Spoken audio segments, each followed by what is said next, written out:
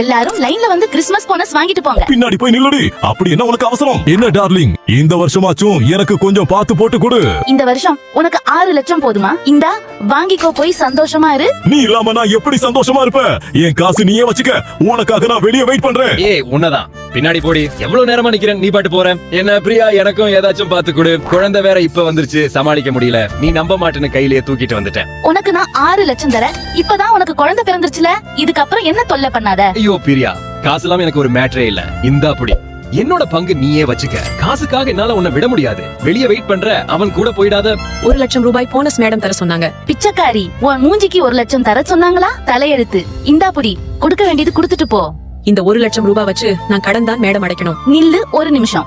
1000 ரூபாய் கொடுத்துட்டு போற? உன்ன மாதிரி பிச்சைக்காரின்னு நினைச்சியா என்ன? காசை குடுடி, உனக்கு போனஸ் தர முடியாது. இந்தா, இதுல போய் துணி எடுத்துக்க.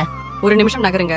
என்ன பிரியா, போனஸ் கொடுக்க சொன்ன எல்லா காசும் நீயே வச்சிருக்க. நான் எல்லாருக்கும் கரெக்டா கொடுத்துட்டேன் மேடம். வாய மூடு, நீ பண்றதெல்லாம் நான் பாத்துட்டு தான் இருந்தேன். உன்ன மாதிரி ஆளுங்க இருக்கிறதுனாலதான் கஷ்டப்படுறவங்க காசு அவங்க கிட்ட போய் சேர்றது இல்ல. என்ன நம்புங்க மேடம். நீங்களே பாருங்க, வீடியோ பாக்குற யாருமே இந்த பிச்சைக்காரியா சப்போர்ட் பண்ணி வீடியோவை லைக் பண்ணி சேனலை சப்ஸ்கிரைப் பண்ணவே மாட்டாங்க.